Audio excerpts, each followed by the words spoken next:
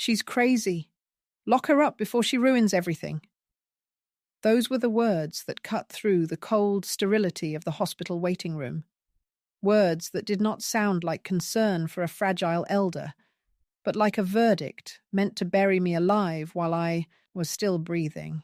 I sat there on the plastic chair, my purse clutched against my chest, as if that thin leather could shield me from the venom of my own blood, my son and his wife. The people I had once believed would carry my name with dignity after I was gone.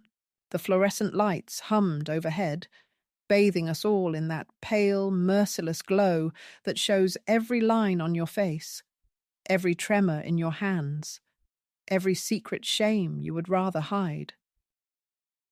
And while my body trembled, not from madness, but from exhaustion, from grief, from years of swallowing insult after insult, they pointed at me as though I were a wild animal they had trapped and now demanded the doctor to cage.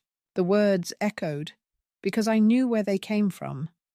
Not from sudden fear, not from love twisted by confusion, but from greed that had been gnawing at them for years.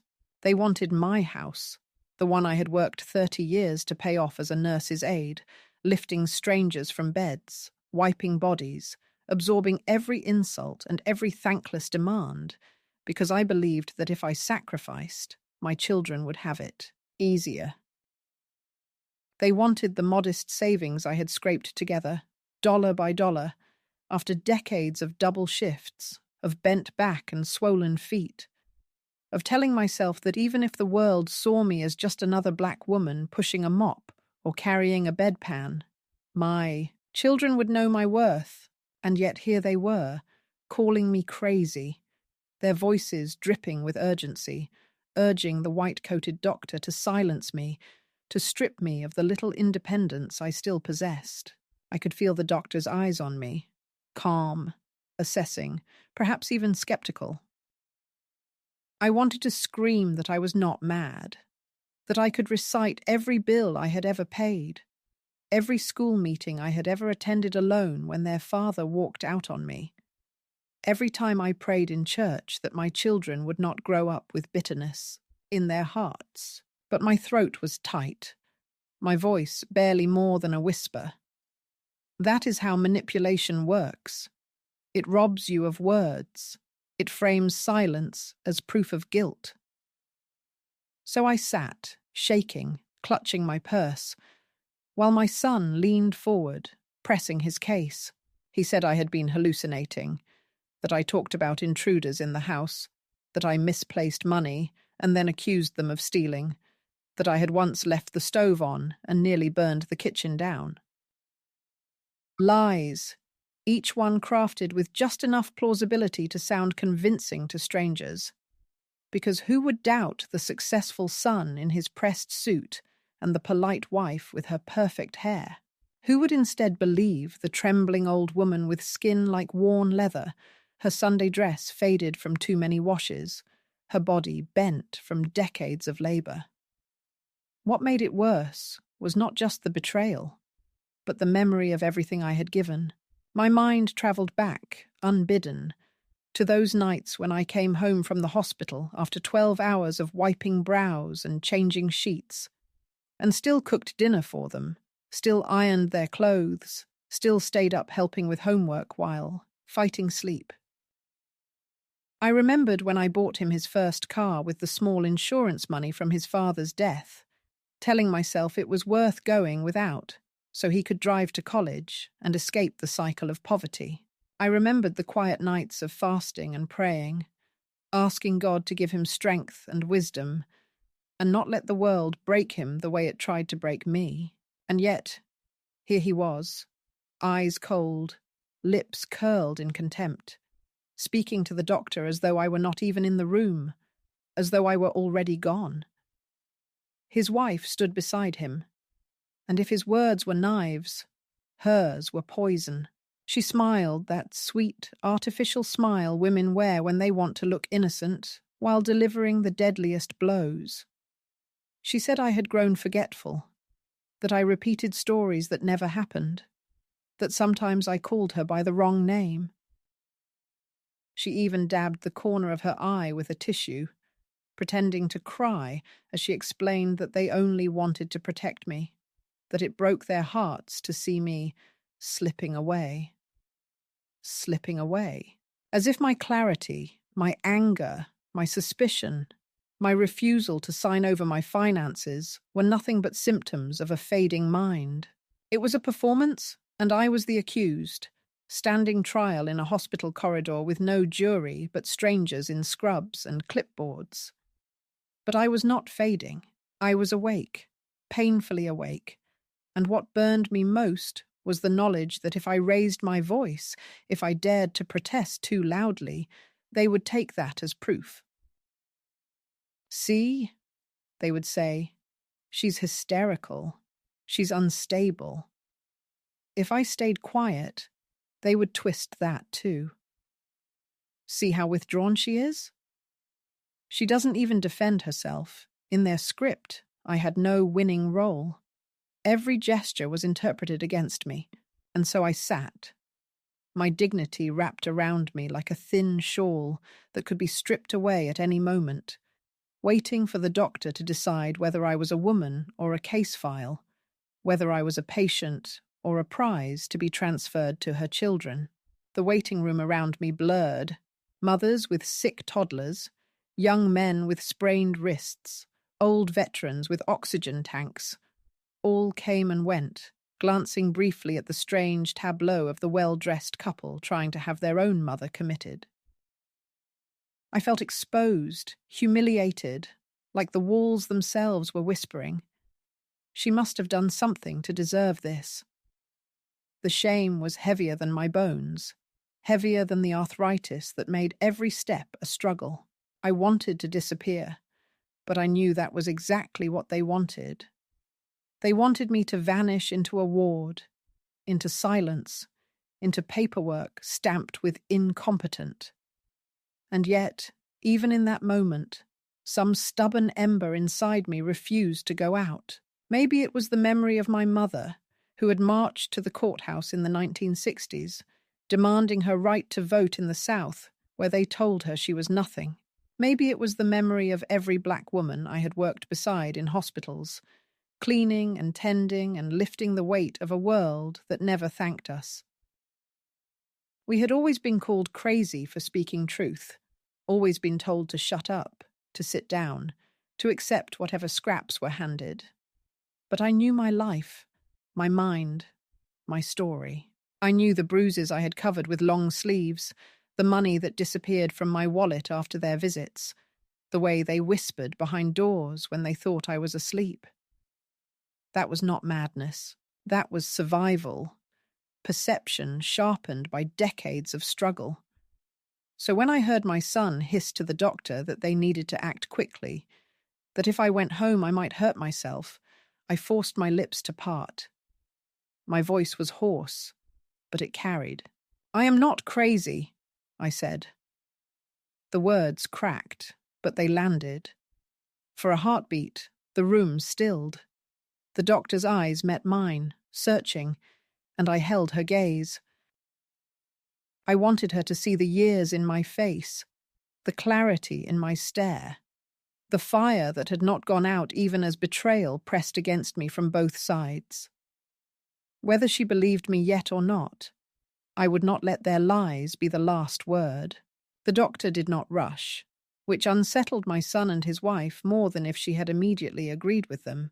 She adjusted her glasses, glanced at the notes on her clipboard, and then at me, her expression thoughtful, neither condemning nor sympathetic. A mask of professional detachment that gave nothing away.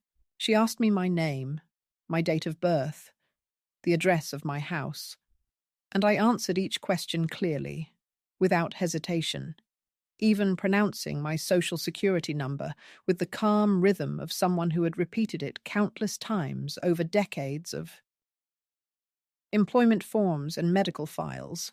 The questions were simple, almost insulting in their obviousness, but I welcomed them, because they gave me a chance to prove, in front of all of them, that my mind was intact. My answers flowed smoothly, but I could see the annoyance tightening my son's jaw. He wanted me to stumble, to forget, to look confused. He needed me to play into his performance of the deranged old woman. Instead, I sat upright, shoulders squared, and looked the doctor directly in the eye as I spoke, forcing her to see me as a person rather than a problem. Yet the pressure did not ease. My son leaned forward, his voice low but urgent, explaining that this clarity of mine was deceptive, that I had lucid intervals, moments when I seemed fine, but then spiraled into paranoia. He claimed I had accused him of stealing jewelry, of tampering with my medications, of plotting to sell the house behind my back. He painted each of my suspicions as delusions, twisting my justified fear into evidence of insanity. My daughter-in-law chimed in, her tone softer, laced with false compassion, insisting that they only wanted what was best for me, that they had taken time out of their busy lives to bring me here because they could no longer watch me fall apart. They played the roles of dutiful children, their voices overlapping in practiced harmony, like actors who had rehearsed their lines, their shared performance designed to box me in, to leave the doctor with no choice but to agree.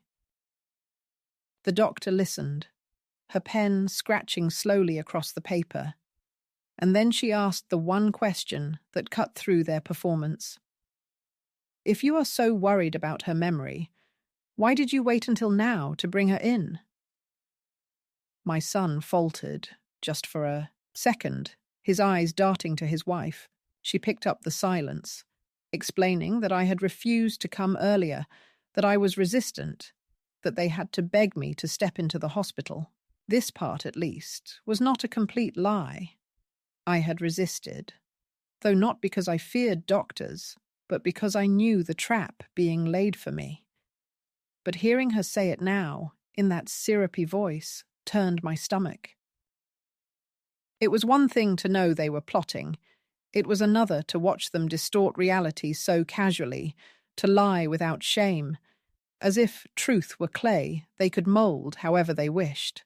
The doctor frowned and closed the folder. Before I make any recommendation, she said, I'd like to order an MRI.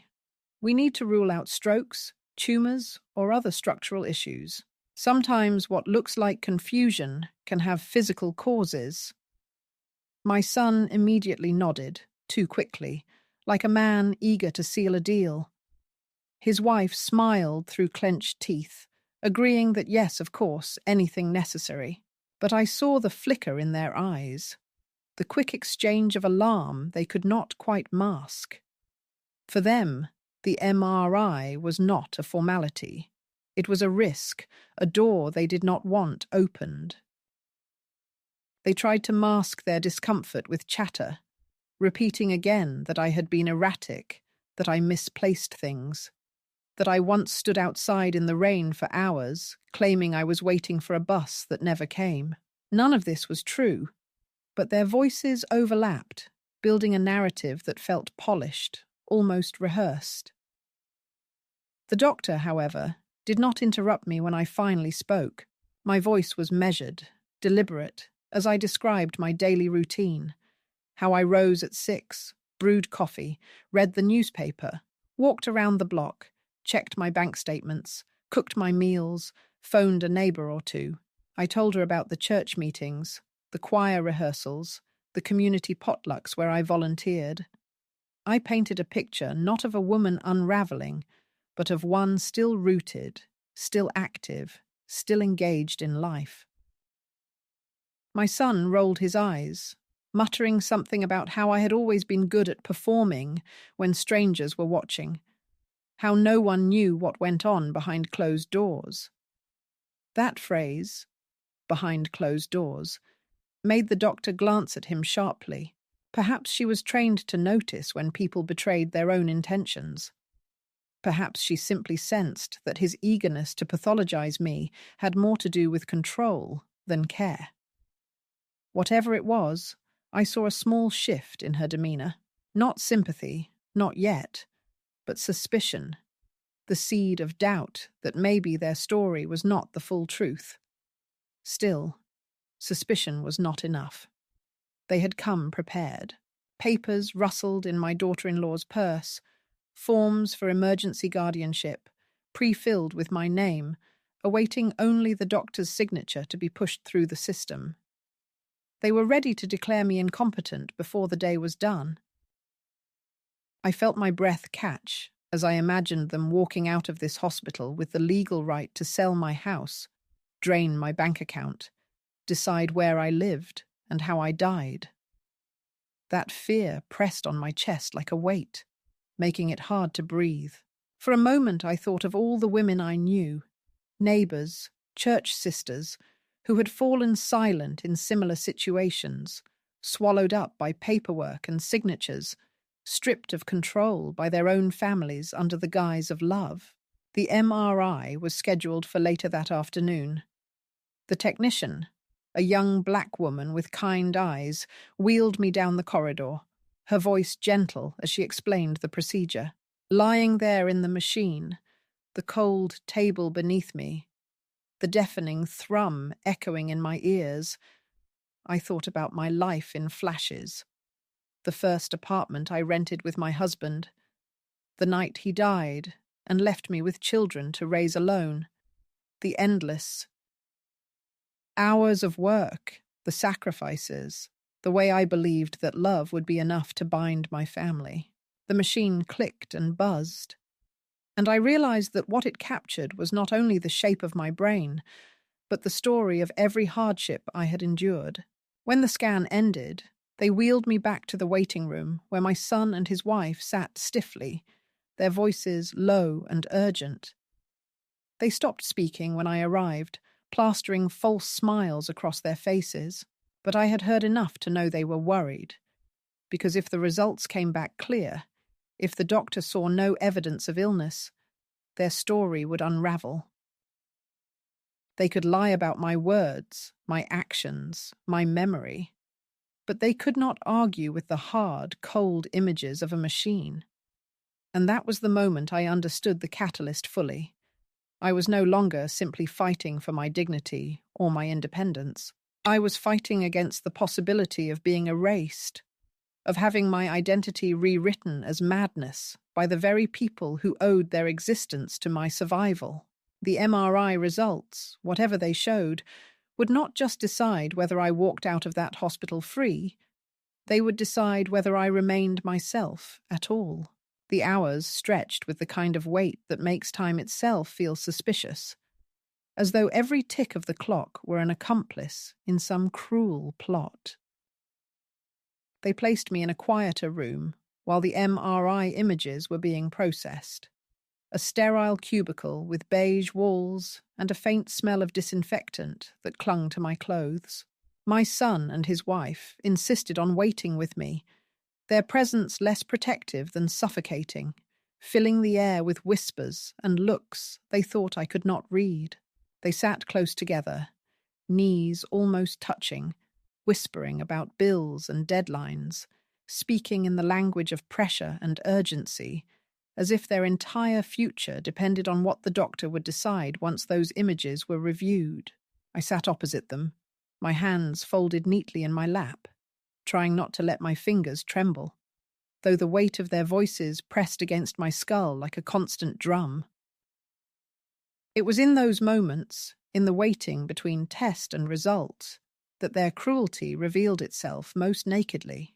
My son leaned forward, his elbows resting on his knees, his eyes boring into me with that mixture of impatience and contempt that he once reserved for strangers, but now aimed at me. He lowered his voice, so quiet that the nurses outside could not hear, and told me that I was embarrassing him, that I was making things harder than they had to be, that if I simply admitted I could no longer handle my life, then everything would be smoother for all of us.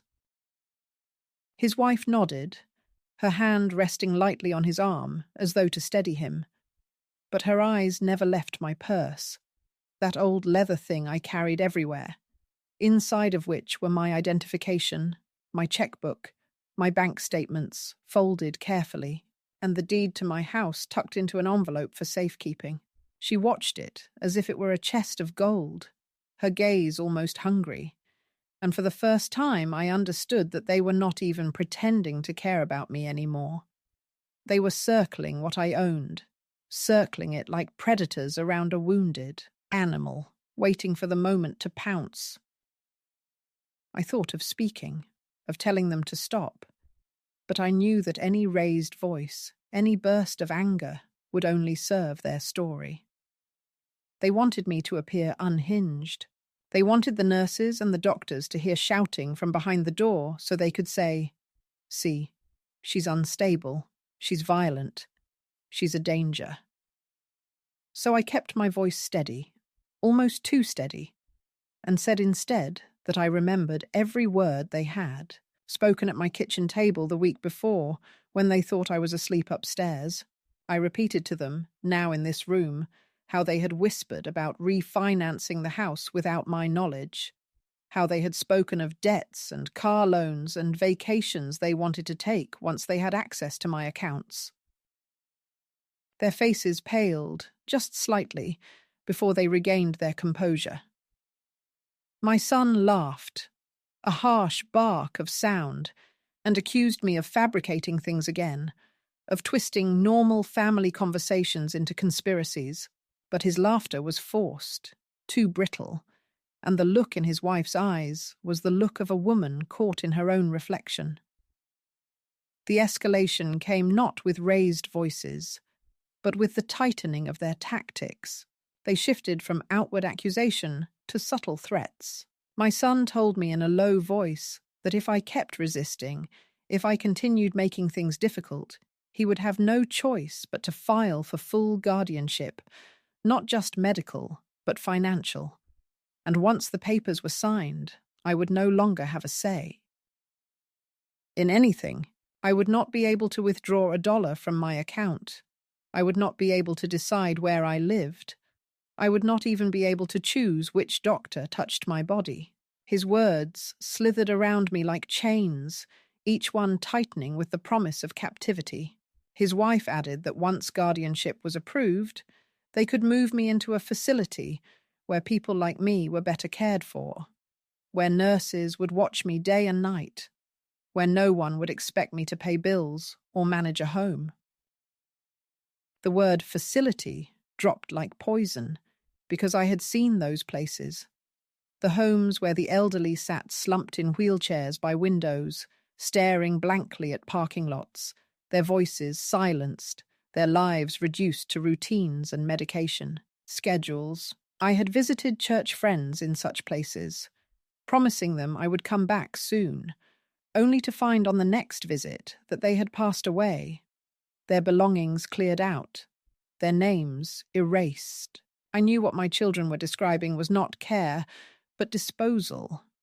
In that moment, I felt rage surge through me so strong it nearly broke through my careful composure. How dare they speak to me as though I were already gone? How dare they speak of locking me away as though I had not spent my life keeping them free, sacrificing so they would never have to taste chains of poverty and neglect?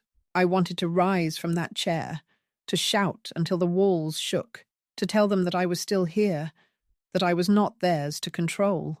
But I forced the rage down, pressing my fingernails into my palms until I felt the sting, reminding myself that I had to be strategic, that I had to let the truth emerge, not from my anger, but from their overreach. The first sign that God or fate was tilting in my direction came when the doctor re-entered with a colleague, carrying a sealed envelope and a guarded expression. My son straightened. His wife clasped her hands, their bodies tense with anticipation. The doctor did not reveal the results immediately. Instead, she asked more questions about my appetite, my sleep patterns, my ability to handle money, my social interactions. I answered, each steadily, drawing on the reservoir of memory that had carried me through decades of hardship. I spoke of the meals I cooked each week, The hymns I rehearsed for Sunday service, the newspaper articles I clipped for my scrapbook. I even described the conversation I had had with my neighbour 2 days earlier about her grandson's graduation, reciting details that no confused or demented mind could conjure so clearly. My son interrupted, scoffing, claiming I was rehearsed, that I had prepared answers like a student memorizing a test. He insisted that the real me was volatile, forgetful, confused. His wife chimed in, nodding vigorously, adding false anecdotes about me leaving the door unlocked at night, about me wandering outside in my nightgown, about me accusing strangers of stealing from me. Their words piled up like stones, each one intended to weigh me down, to bury me under a mountain of lies. But the doctor's eyes lingered on me, not on them, and I knew she was measuring my responses against their desperation. It was then that the escalation tipped into confrontation. My son, sensing the doctor's hesitation, leaned closer, his voice urgent, almost frantic, demanding that she act quickly, that she sign the emergency hold, that she not waste time. He even muttered that he was a taxpayer, that his mother's instability was not only a family matter, but a potential danger to the community. The arrogance in his tone made the doctor stiffen, and for the first time I saw her bristle. She told him firmly that decisions in her office were made on medical grounds, not because of impatience or pressure. That quiet rebuke silenced him only for a second, but in that second I felt hope flicker. The escalation reached its peak when my son, losing control of his careful mask, accused me directly of being manipulative, of always playing the victim, of ruining his life with my paranoia. His voice rose, sharp and bitter, and for the first time the nurses outside turned their heads toward our room. His wife tried to calm him, but the venom was out, spilling into the air for everyone to hear. "She's crazy," he repeated, louder now. "She's dangerous. And if you don't lock her up, she'll destroy everything we've worked for." Those words, meant to condemn me, instead exposed the truth. He had finally said what lay beneath their campaign. It was not about my safety, but about what they stood to lose if I remained free. The doctor looked at him, then at me, then back at the envelope in her hand. She did not open it yet, but the tension in the room had shifted. What had begun as a performance by my son and his wife had cracked under the strain of their greed, and through the crack, the truth began to seep out. I sat straighter, lifted my chin, and met the doctor's gaze, not with desperation, but with quiet defiance. I knew that whatever the images revealed, the escalation had already changed the battlefield. My son's fury had betrayed him, his wife's hunger had betrayed her, and the doctor had seen enough to know that madness was not mine, but theirs. The envelope was finally opened, and in that quiet moment, when the doctor pulled out the thin stack of images, the room seemed to contract, as though the very walls were holding their breath. I could hear the hum of the fluorescent light above, the faint squeak of shoes on the linoleum outside, and beneath it, all the sharp rhythm of my own heartbeat, pounding so loud I thought surely they could all hear it. The doctor spread the scans on the lightbox, and as the films glowed with the cold, clinical precision of the machine that had captured them, I felt every nerve in my body tighten. My son leaned forward so far he nearly toppled off his chair, his wife gripping his arm as though to steady him, both of them staring with the intensity of gamblers, watching the roll of dice that could win or ruin everything. The doctor traced the images with her pen, explaining in the calm, measured voice of someone trained to control every syllable. She spoke of clarity in the frontal lobes, no signs of dementia, no tumours, no strokes. Each phrase landed like a stone in the silence, heavy, undeniable. I wanted to smile, to shout, to let relief flood me, but the gravity in her tone kept me still. She went on, describing faint shadows of older injuries, subtle marks on the skull that suggested trauma from years past, the kind of bruises that did not come from illness, but from force. She did not yet say the word abuse, but it hung there, unspoken, shimmering like a blade just out of its sheath. My son cleared his throat, interrupting, insisting that I had fallen often, that I was clumsy, that I probably did not even remember. His words tumbled quickly, too quickly, as if speed could erase suspicion.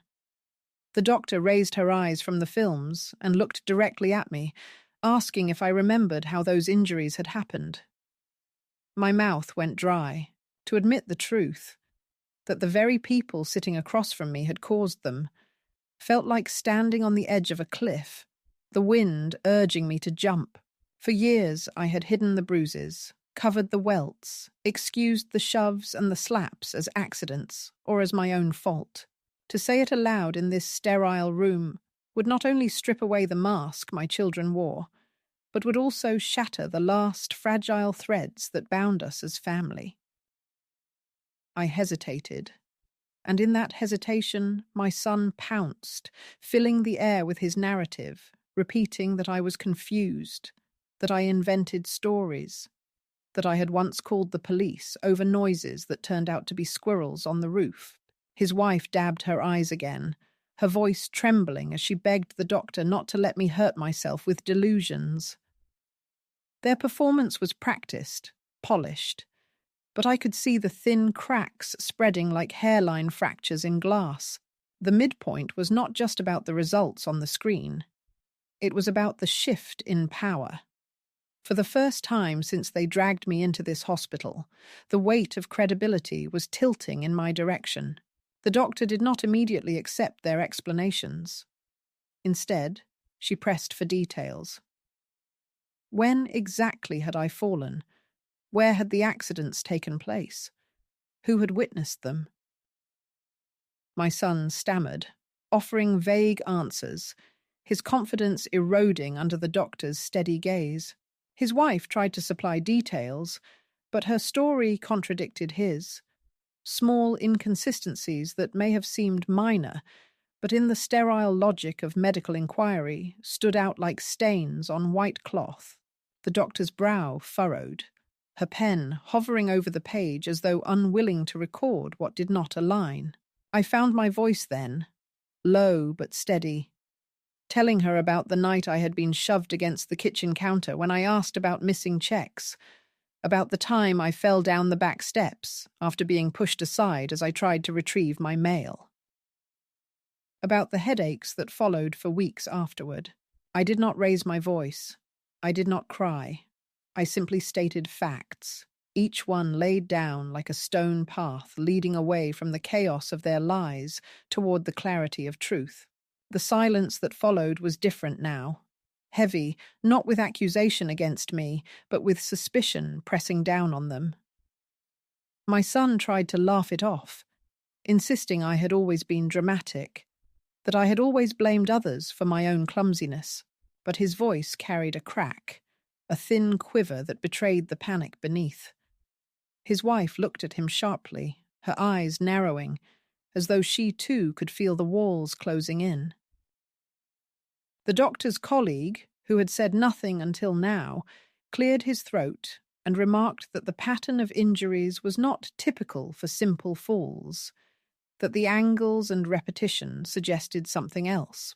My son's face reddened, his fists clenching on his knees. He muttered again that this was a waste of time, that they needed to stop indulging my fantasies and move forward with the commitment papers. But the urgency in his tone no longer sounded like care. It sounded like desperation. The midpoint turned the ground beneath our feet. I realized then that I was no longer only defending myself against their accusations. They were defending themselves against the evidence of what they had done. The balance of fear shifted subtly. but enough for me to breathe a little deeper. I looked at the doctor and held her gaze again, and this time I saw something new in her eyes. Not just professional distance, but a spark of recognition. The silent acknowledgement that she had seen this before, that she knew the signs when family masked greed and cruelty as concern. That recognition became my anchor. Still, the danger had not passed. My son leaned back, his face tightening into something darker, a mask slipping into open hostility. He whispered to his wife that if the doctor refused, they would go to court, that they would find another way, that I could not keep control forever. I caught every word, and though he thought the whisper was safe, the doctor's pen stopped mid-scratch, her ears catching enough to register the threat. I sat silently, but inside I felt a pulse of vindication. The battle was far from over, but the turning point had arrived. The story was no longer only theirs to tell. The MRI films still glowed on the wall, cold and undeniable. They revealed not madness, but survival, not confusion, but injury, not weakness, but the brutal truth that I had endured more than I had ever admitted. In that sterile room, with their lies fraying and my truth beginning to solidify, the midpoint of the war had been reached. I was not yet safe, but for the first time since the nightmare began, I was not alone with my voice. The evidence was speaking now, and it spoke louder than their greed. The relief I felt in those moments when the doctor's questions began to chip away at my son's confidence was fragile, like a thin piece of glass that could shatter with the slightest pressure. And it did not take long for that pressure to arrive. Just as I allowed myself to believe that the tide was finally shifting, that perhaps the truth was finally strong enough to stand on its own without me having to bleed myself dry to defend it. Another figure entered the room, carrying a folder with the weight of authority. He was a hospital administrator, dressed in a grey suit that contrasted with the white coats of the physicians, and his voice carried the bureaucratic cadence of someone who spoke more often in policy than in compassion. He introduced himself quickly and explained that he had received a request for an emergency guardianship consultation, and that by law, once such a request was filed, the hospital was obligated to treat it seriously, regardless of preliminary medical impressions. The words landed like blows. I felt the air thicken, the fragile hope I had nurtured collapsing under the weight of legal jargon and forms already prepared. My son straightened immediately, his entire demeanour shifting from cornered aggressor back to polished professional. He greeted the administrator warmly, shook his hand, and began to recite, in a tone dripping with reasonableness, the same lines he had rehearsed 100 times. That I was declining, that I was unsafe, that they had only my well-being in mind. His wife chimed in, producing the papers she had carried in her bag all along, handing them over with a performance of reluctant duty, as though she hated to do this, but had no choice. The administrator nodded gravely, flipping through the forms, already leaning toward action before even finishing his review. I watched this performance with a kind of sick familiarity. It was not the first time I had seen men in suits decide the fate of women like me with the stroke of a pen. I had seen it when my mother was denied a loan because her name did not carry the weight of her white counterparts, when she worked herself to exhaustion just to keep a roof over our heads. I had seen it when co-workers of mine at the hospital were passed over for promotions in favor of men with less experience but more privilege. Now it was happening again, not in a boardroom or a bank, but in a hospital room where my life itself was the commodity. The doctor who had reviewed my scans tried to intervene, her voice calm but firm, pointing out that there was no clinical evidence of dementia, no signs of acute psychiatric instability. She emphasized that the MRI showed old trauma rather than cognitive decline, and that further evaluation was necessary before any drastic legal decisions could be made. But the administrator only nodded politely, his attention fixed on the signatures already inked on the forms, the momentum of bureaucracy carrying him forward like a river current that drowned out dissent. He reminded her that the hospital could be held liable if a patient deemed unstable was released and came to harm, and that in such cases, erring on the side of caution was not just policy, but protection. The injustice of it stung more than the accusations themselves. Evidence, truth, lived experience. None of it seemed to matter once the machinery of the system was engaged. All it took was the right form filed in the right way, with the right words chosen to trigger liability. And suddenly, I was no longer a person, but a risk to be managed. My son knew this, had counted on it, and I could see the satisfaction tightening the corners of his mouth as the administrator explained that pending review, a temporary psychiatric hold might be the safest option.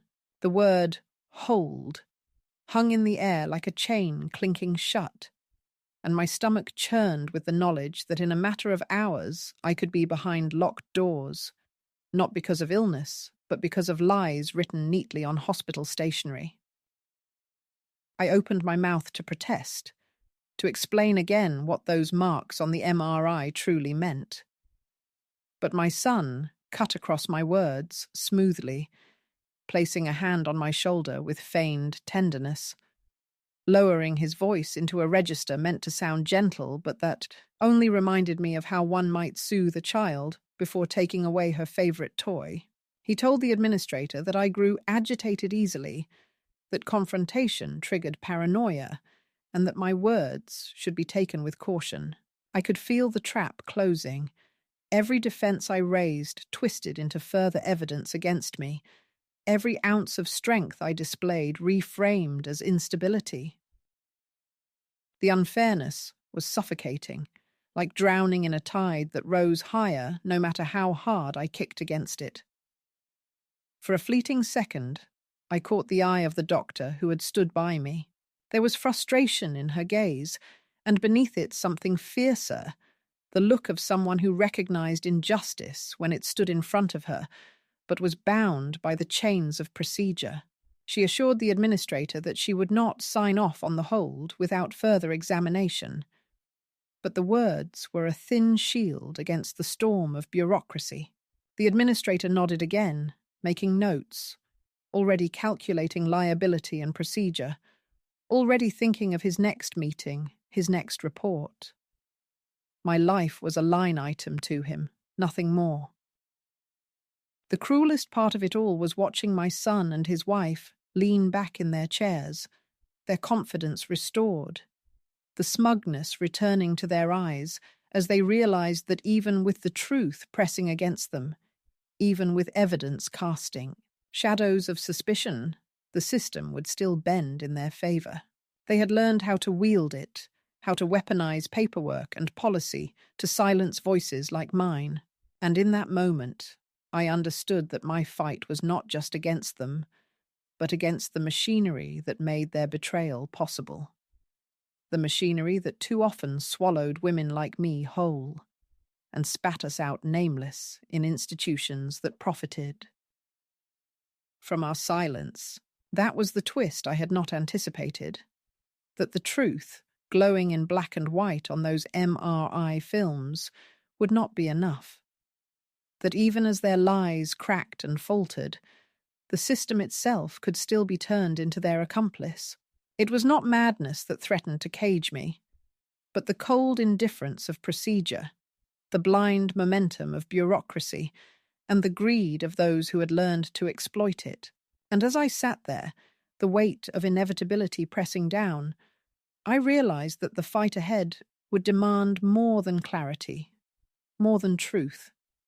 It would demand a kind of resilience I was not sure I still possessed, but that I knew I had to find if I wanted to walk out of that room free. The hours that followed pressed on me like a heavy storm cloud that refused to break, a suffocating weight that made even the act of breathing feel deliberate, as if I had to remind myself that I was still here, still alive, still fighting even as the ground beneath me shifted toward captivity. The administrator had left to consult with the hospital's legal department, carrying those papers that my son and his wife had prepared so carefully, and I could almost hear the rustle of bureaucracy grinding forward in rooms beyond my reach. My son leaned back in his chair, his legs stretched out with a confidence that returned now that the system was moving on his behalf, his voice lower, colder, no longer wrapped in the syrupy tones of false concern. He told me that I was making things harder for myself, that all I had to do was accept what was happening, sign what needed signing, and stop pretending that I was in control. His wife sat beside him, her eyes glittering with satisfaction, her fingers scrolling casually across her phone as if the matter was already settled, as if she were already planning what to do with the spoils of her victory. Yet it was not victory, not yet, because the doctor who had read my scans had not signed away her conscience. She returned with her colleague, and I saw in her posture the quiet resistance of someone determined not to be a cog in the machine. She explained that while the hospital had procedures to follow, she intended to order additional evaluations, to consult with social services, to ensure that my voice was not erased in the flood of paperwork. Her words were measured, professional, but beneath them I could hear something sharper, a refusal to allow greed to masquerade as love. My son bristled, his jaw tightening, his voice rising as he argued that prolonging the process only endangered me, that delay itself was negligence. He pressed harder, reminding her again and again of liability, his tone that of a man used to getting his way when he pushed hard enough. The escalation was not just in volume, but in tactics. He shifted from charm to intimidation, leaning closer to the doctor, his finger tapping the edge of her desk as though to punctuate his authority. He reminded her that he had power of attorney for some of my affairs, neglecting to mention that I had signed those papers years ago in a moment of trust without realizing how they could be twisted. His wife joined in, speaking of how difficult it had been to care for me at home, how they had sacrificed so much already, how their own lives had been disrupted by my supposed decline. Her words dripped with the theatrics of martyrdom, painting themselves as victims of my stubbornness, their faces arranged into masks of weary patience. But the doctor did not bend so easily, and so their performance hardened into open hostility. My son snapped that he was tired of being treated like a criminal when all he was trying to do was help his mother, his voice loud enough now that other patients turned their heads toward the commotion. His wife raised her voice too, demanding to know why the hospital was dragging its feet, accusing the staff of failing their duty. Their volume filled the room like smoke, choking out reason, an attempt to overwhelm by sheer force. I sat silently, my body rigid, knowing that if I added my voice to the din, it would be cast as hysteria, that the safest weapon I had in that moment was restraint, the calm contrast to their frenzy. The second escalation came not only in their words, but in the shadows that spread beyond this room. A social worker arrived, summoned by the doctor, and though she introduced herself with warmth, her questions carried the weight of judgment. She asked me about my finances, about my medications, about how often I ate and slept. I answered patiently, carefully, aware that every word I spoke was being weighed not only for truth, but for signs of instability. She listened, nodding. But I could see the way her pen moved faster when my son interrupted with his version of events, when his wife provided anecdotes laced with concern, but sharpened with accusation. The social worker's neutrality was a battlefield of its own, and I knew that even as she smiled, her notes might already be tilting the scale. It was then that I realized silence alone would not save me. I spoke of my routines, of the choir rehearsals, of the neighbors who saw me walking every morning, of the church meetings I led. I described the meals I cooked, the newspapers I clipped, the way I managed my bills with precision. I laid out my life in careful detail, not as a defense, but as a testimony, proof of the clarity that had kept me afloat all these years. The social worker listened, and I saw her hesitate, caught between my steady voice and the fevered insistence of my son. That hesitation was a thread of hope, but also a reminder that the fight was far from won. As the day bled into evening, the escalation tightened. My son grew bolder, stepping out of the shadows of manipulation into the open glare of entitlement. He told the staff that he and his wife were prepared to pursue guardianship in court if the hospital delayed any longer, that they would not allow me to endanger myself with stubbornness. His words carried the arrogance of someone who had rehearsed this battle, who knew the loopholes, who believed the system was built to serve him. His wife whispered into his ear, her eyes sliding toward me with a look that was no longer masked by sweetness, but gleamed with triumph, as if she could already feel the keys to my house jingling in her pocket. And yet, even in their triumph, cracks widened. A nurse passed me quietly, pressing a cup of water into my hands, her eyes lingering on the bruises that makeup could not fully conceal. She said nothing, but the pause in her gaze was a kind of solidarity, a silent acknowledgement that she had seen enough in her years of service to know the difference between age and abuse. That small recognition steadied me, reminded me that the truth was not only locked in my head, but visible on my skin, on the films that still glowed with the record of old blows. The escalation had pushed us to a new brink. The battle was no longer contained within the family, or even within the doctor's office. It had spilled into the larger system, into the hands of administrators and social workers, into the notes and forms that could cage me as surely as any set of bars. My son's voice grew sharper, his wife's performance more polished, the machinery of procedure grinding forward with every tick of the clock. But beneath it all, I could feel the resistance building too.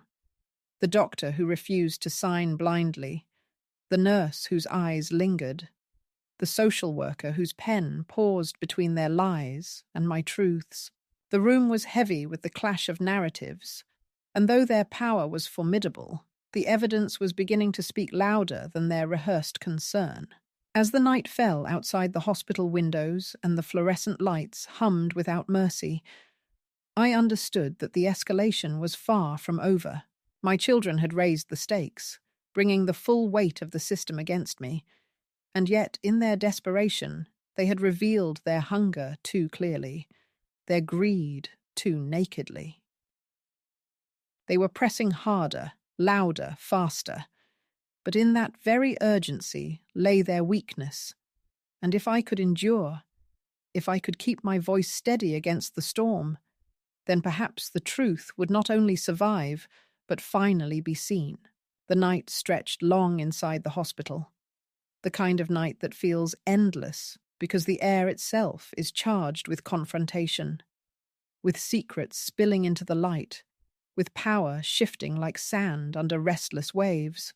By the time the administrator returned with a legal folder tucked under his arm, the tension in the room was a living thing, breathing, pressing against my chest, demanding that I either break beneath it or finally rise. My son and his wife sat upright, their bodies taut with expectation, their voices hushed but triumphant, as though they had already won, their confidence blooming again, now that the system seemed ready to lean in their favor. The administrator cleared his throat, adjusted his glasses, and began to outline the steps for a temporary psychiatric hold, using phrases like in the patient's best interest, and for her safety. Words that disguised the raw reality. They were preparing to lock me away based not on evidence of illness, but on the relentless insistence of two people who wanted control over my life. The doctor who had studied my scans stood with her arms folded, her expression unyielding, and she interrupted the administrator with a clarity that pierced through his bureaucratic monotone. She said she could not, in good conscience, recommend commitment when the medical evidence contradicted it, that what she had seen in the films suggested not dementia or decline, but injury inflicted over time. Her words hit the air like stones dropped in water, sending ripples that cracked the mask my son wore. He shifted uncomfortably, his hand tightening around the armrest of his chair, and his wife's eyes darted to him with a flicker of panic before she quickly smoothed it over with another feigned expression of concern.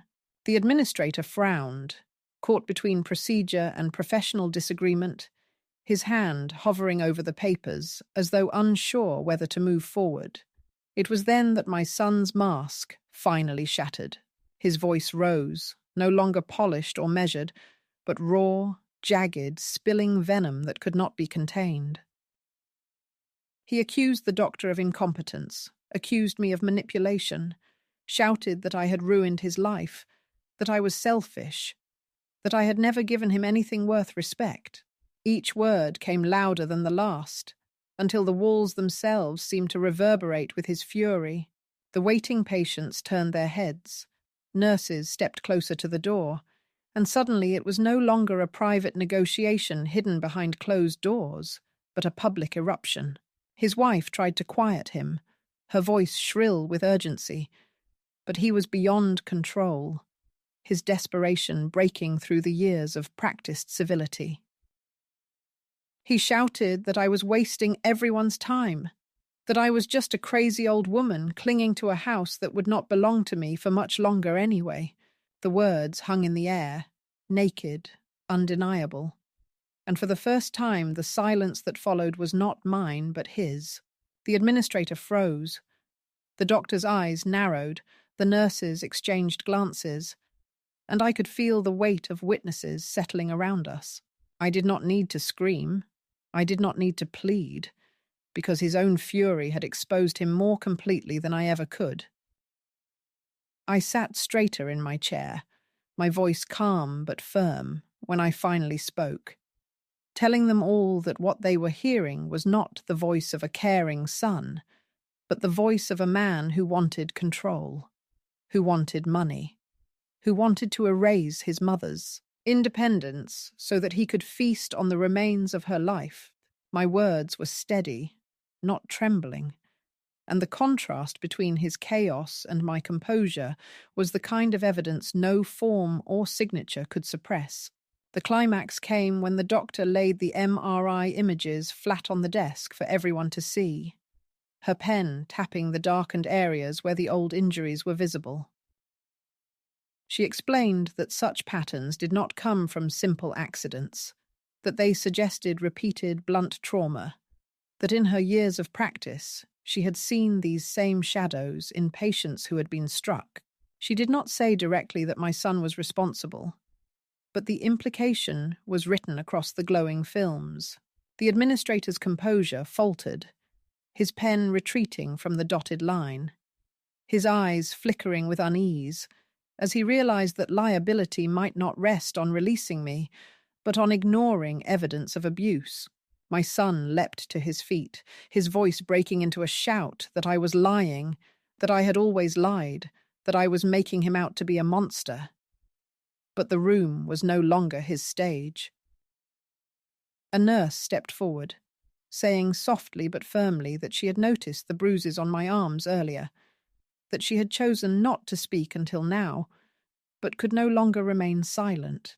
Another staff member nodded, recalling the marks he had seen when I first checked in. The chorus of quiet witnesses rose around me, their voices steady, their words weaving together into a net that caught me before I could fall back into the trap my son had set. His wife, desperate, tried to salvage what remained, insisting through tears that they had only wanted to help me, that I misunderstood, that stress had made him lash out. But her performance rang hollow in the charged silence, and for the first time her practiced sweetness looked brittle, like glass cracking under the strain.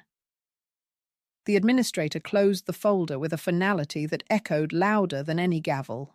He announced that no hold would be enacted tonight, that instead the matter would be referred to protective services for investigation, that my safety would be prioritized in light of the evidence.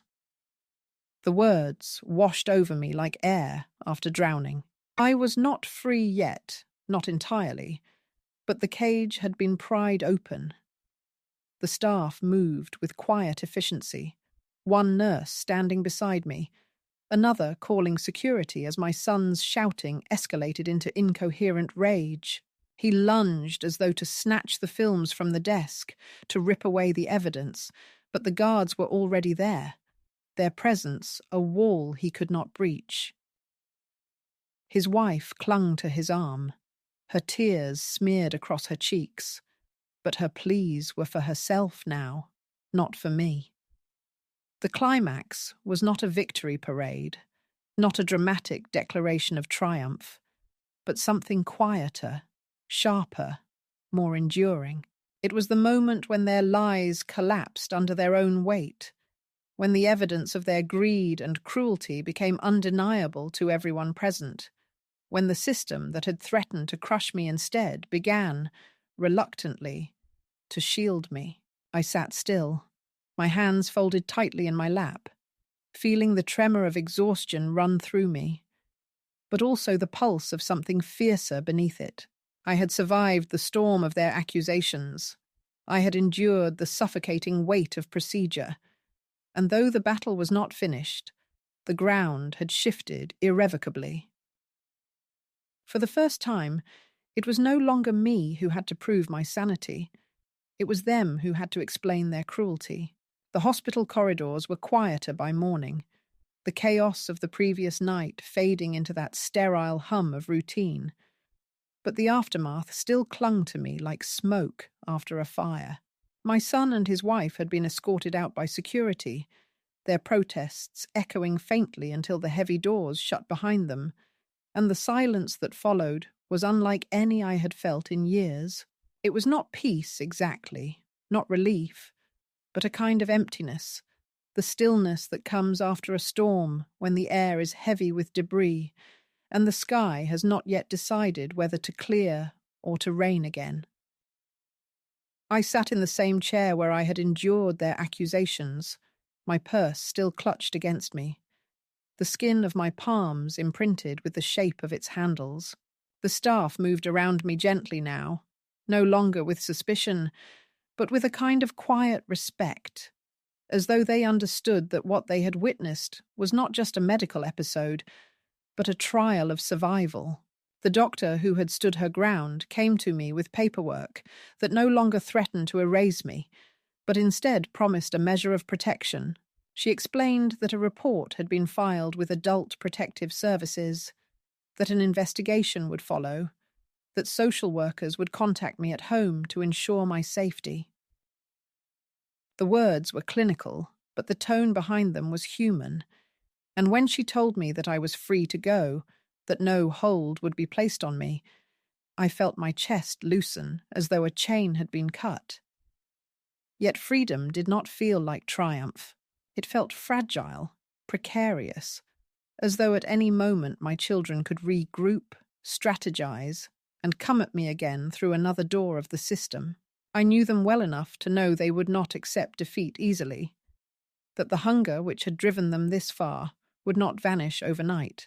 I walked slowly through the hospital lobby, the polished floors gleaming under the morning light, each step heavy with exhaustion, but also deliberate, steady, a reclamation of movement that no one had the right to take from me.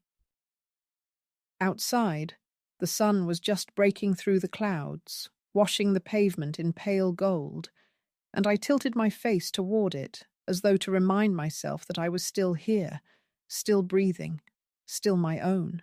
A nurse I had not spoken to before touched my arm gently as I passed and whispered that she hoped I would be all right, that she had seen too many elders silenced by family, and she was glad I had fought back. Her words were small, but they rooted themselves inside me, a reminder that I was not alone, that my story was not just mine, but part of a larger truth about women like me who had carried families for decades, only to be discarded when the weight of our sacrifice no longer served them. When I returned home, the house felt different, not because the walls had changed, but because my eyes had. For years I had walked its rooms with caution, measuring my words, swallowing my fears, bending under the illusion that silence kept the peace. Now silence felt like complicity, like a door left unlocked for betrayal to step through. I moved from room to room, touching the furniture, the framed photographs, the kitchen counters still marked with the faint chips of years of meals cooked and cleaned. Every surface carried memory, not of madness, but of labor, of love, of survival. This house was mine, not just because my name was on the deed, but because every tile, every nail, every corner held the imprint of my life. To lose it would not just be to lose shelter, but to lose the evidence of my existence. I stood taller as I realized that no matter how many papers they filed, no matter how loudly they shouted, they could not erase that truth. Still, the danger was not gone. My phone rang twice that afternoon. Once with my son's name flashing across the screen, once with an unknown number I suspected was his wife. I did not answer either call. Their voices were weapons now, sharpened against me, and I refused to let them pierce my ears again. Instead, I dialed the number of my neighbor, the one who had always smiled kindly at me across the fence, and I told her what had happened. Her silence on the line was long, but not empty. It was heavy with understanding, with the weight of a woman who had seen too much of the same in her own life. She promised to check in on me, to stand as a witness if ever I needed one, and her words felt like a shield, small but sturdy, a reminder that even a single ally can make the walls of isolation crack. That evening, I sat at my kitchen table, the same table where I had once been threatened into silence, and I spread out my papers, the deed, the bank statements, the letters I had tucked away. I sorted them carefully, not with fear, but with strategy, preparing copies, arranging files, making lists of the people I would call in the morning, a lawyer, the social worker, the pastor from my church, who had always reminded me that truth was not meant to stay buried. It was not enough to have survived the hospital. I needed to fortify myself against the battles to come. My children had shown me who they were without masks, and I would no longer allow myself to pretend otherwise. As the sky darkened and the house settled into its nighttime quiet, I felt the exhaustion of the ordeal seep into my bones, but beneath it there was something else, a slow-burning fire that I had not felt in years. For too long I had seen myself as small, as weak, as dependent, because that was the story my children had written for me, pressing it into my ears until I almost believed it. But the hospital had stripped away their illusions, had forced the truth into the open, and in that truth I found the outline of my strength again. I was not mad. I was not lost. I was a woman who had endured, who had given, who had survived, and who was now learning that survival was not the same as silence. I slept that night, with the papers stacked neatly beside me, a fortress of evidence and intention. And for the first time in a long time, my dreams were not haunted by fear, but by a vision of standing tall, of walking into whatever battles awaited, with my head unbowed.